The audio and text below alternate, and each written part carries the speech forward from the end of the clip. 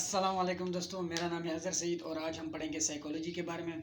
हम देखेंगे कि साइकोलॉजी किन किन लफ्ज़ों से मिलकर बने और साइकोलॉजी का मतलब क्या है, मीनिंग इसके क्या है, और पहले लोग उसको साइकोलॉजी को क्या समझते थे और अब लोग साइकोलॉजी के बारे में क्या कहते हैं। तो सबसे पहले हम देखते हैं कि साइकोलॉजी साइकोलॉजी अब हम देखते हैं the word psychology is derive from two Greek word psyche and logos. Psyche means soul and logo means science. इसका मतलब ये है कि जो साइकोलॉजी है वो दो ग्रीक वर्ड हैं, एक साइकी एंड दूसरा logos. Psyche means soul and logo means science. यानी जो सबसे पहले लोगों ने देखा था वो कह रहे थे कि this psychology was defined as the science of soul. यानी जो सबसे पहले साइकोलॉजिस्ट जो सबसे पहला साइकोलॉजिस्ट था उसने ये कहा था कि जो साइकोलॉजी है वो साइंस ऑफ सोल है, यानी जो रूह के बारे में हमें नॉलेज, स्टडी ऑफ सोल यानी रूह के बारे में हमें नॉलेज होना चाहिए। उसके उसके बाद फिर ये जो साइकोलॉजिस्ट है उन्होंने कहा था, अकॉर्डिंग टू जो उनके नज़दीक साइकोलॉजिस्ट थे उन्होंने ये कहा था कि जो साइकोलॉजी का जो फंक्शन है, यानी जो साइकोलॉजी के बारे में जब हम स्टडी करेंगे तो सबसे पहले हम उसके नेचर के बारे में देखेंगे, उसके ओरिजिन के बारे में देखेंगे और उसकी डेस्टिनी के बारे में, किस चीज़ के, सोल के।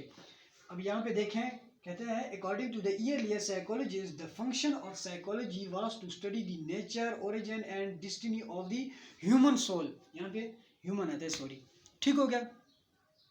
फिर क्या नाम है, जो उसके बाद फिर लोगों ने जब इसके बारे में स्टडी किया, जब बहुत सारी तहकीकात हुई तो उसके बाद हमने देखा कि जो सोल है वो मेटाफिज़िक्स है। मेटाफिज़िक्स का क्या मतलब है कि ये तो नज़र भी नहीं आता, ना इसको हम टच कर सकते हैं, ना इसको हम ऑब्जर्व कर सकते हैं, ना इसको हम देख सकते हैं। तो इसके ऊपर हम जो साइंटिफिक वो है, क्या नाम है, साइंटिफिक मेथड है, वो हम किसके ऊपर कैसे लगाएंगे, यानी इसको हम कैसे ऑब्जर्व करेंगे, इसको हम देखेंगे कैसे।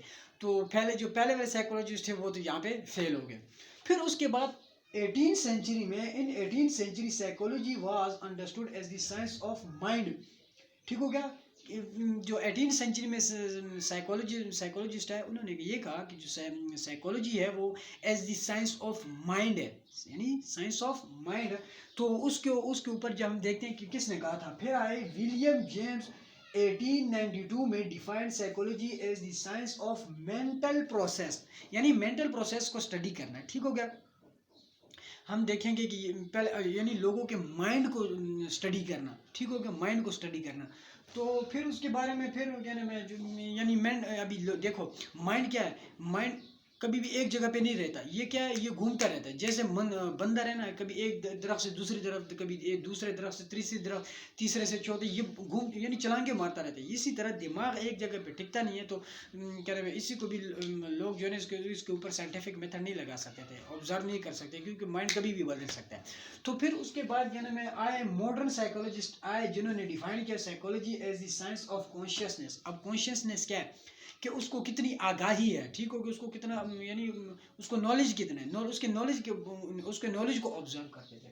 तो ठीक हो गया। इसको कॉन्शियसनेस को सबसे पहले किसने किया था, जेम्स सोली ने कहा था 1884 में, defined psychology as the science of inner word sorry. आपके अंदर एक जहान बसता है। देखो, अगर आप जो है ना, ये जो लोग कहते हैं कि अगर आपने हार मान ली तो समझिए, अगर इंसान तब तक नहीं हारता जब वो खुद हार ना माने, ये हकीकत है। आपके अंदर एक जहान बसता है। देखिए, आपके अंदर एक जहान बसता है, अगर वो थक गया ना तो आप बाहर भी हार जाएंगे। अगर आपके अंदर एक इनर वर्ल्ड में आपके अंदर जहान है ना, अगर वो जब तक वो हार ना माने तो आप कभी भी हार नहीं सकते, और ये हकीकत है।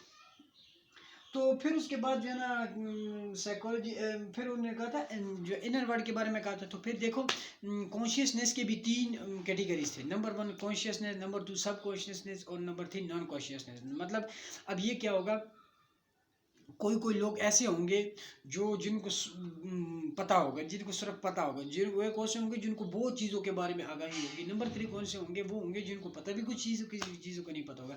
तो यहाँ पे भी साइकोलॉजिस्ट फेल हो गए। अब ये तीन चीज़ें ज़रा ध्यान से देखना है। सबसे पहले जो साइकोलॉजिस्ट थे यानी उन जो फेल हो गए थे, उन्होंने कहा था साइंस ऑफ सोल है। दूसरी दफ़ा जब यानी जो 18th सेंचुरी में आया, उन्होंने क्या कहा कि ये क्या है, साइंस ऑफ माइंड है, यानी ये भी फेल हो गए। पहले सोल, फिर माइंड, फिर उन्हें कहा था साइंस ऑफ कॉन्शियसनेस, जिसके बारे में वो भी फिर फेल हो गए। ये तीन चीज़ें फेल हो गई। ठीक हो गया।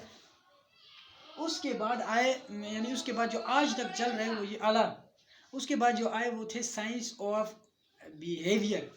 वो किसने इसको डिफाइन किया था? उन्होंने ऐसे डिफाइन किया था, विलियम MC डोगल 1905 में define psychology as the science of behaviour. ये विलियम जो है ना, उन्होंने क्या था, उन्होंने यही कहा था कि जो साइंस ऑफ बिहेवियर है, यानी हम इन साइकोलॉजी क्या चीज़ है कि साइंस ऑफ बिहेवियर है और ये हकीकत भी है। कभी कभी मिसाल के तौर पर अगर छोटे बच्चे नहीं है या फिर शादीशुदा नहीं है, अगर जवान है, शायद शादीशुदा भी, अगर आपका बिहेवियर बीवी की तरफ चेंज हो जाता है तो आपकी बीवी समझ जाती है। अगर आप शादीशुदा नहीं है तो आप अगर स्टूडेंट है तो आप अगर थोड़ी घर में अगर कंघी शंगी लगाना शुरू कर, यानी कंघी शंगी लगाना शुरू कर दें तो आपके बिहेवियर चेंज हो जाता है। तो आपके माँ बाप कहते हैं मेरा बच्चा तो जवान हो गया। तो सबसे पहले इस चीज़ में अभी क्या चीज़ आ गई, इसमें एक्टिविटी आ गई, आपकी एक्टिविटी चेंज होगी। तो साइंस ऑफ बिहेवियर में क्या चेंज आते हैं, एक्टिविटीज़ आती है। तो इसमें फिर क्या नाम है, BF स्कैनर आ गया। उन्होंने कहा था कि जो साइकोलॉजी, अगर साइकोलॉजी को स्टडी करना है तो फिर क्या नाम है, सबसे पहले हमने उसके एक्सपीरियंस को, उसके एक्टिविटीज़ को ऑब्जर्व करना है। तो उसके बारे में फिर उन्होंने क्या था, psychology should therefore be defined as the science of behaviour and experience on human being. ठीक हो गया। तो अगर आप लोगों के बिहेवियर चेंज होंगे, साइकोलॉजिस्ट को पता चल जाता है कि आपके अंदर क्या चल रहा है, और आपके माँ बाप को भी पता चल जाता है। तो आज की वीडियो इतनी सी थी। अपना ख्याल रखिए, पढ़ें।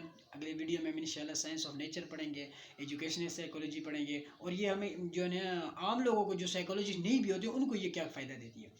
साइकोलॉजी पढ़ने से, यानी जो एजुकेशनल साइकोलॉजी हम पढ़ेंगे उसमें से हमें ये फ़ायदा होगा, अगर आप उनमें से कोई टीचर या जो किसी एजुकेशनल साइकोलॉजी यानी ट्यूशन भी पढ़ाता है, स्कूल भी पढ़ाता है, या फिर इस तरह की कोई पढ़ाने की चीज़ हो, यानी किसी को एडवाइस देनी हो, तो हमें इस साइकोलॉजी को समझ के ही हम बता सकेंगे कि हमने उसके यानी जो मिसाल के स्टूडेंट है तो स्टूडेंट बन के उनको वो चीज़ें समझाई। ये हमें कौन बताता है, साइकोलॉजी बताती है।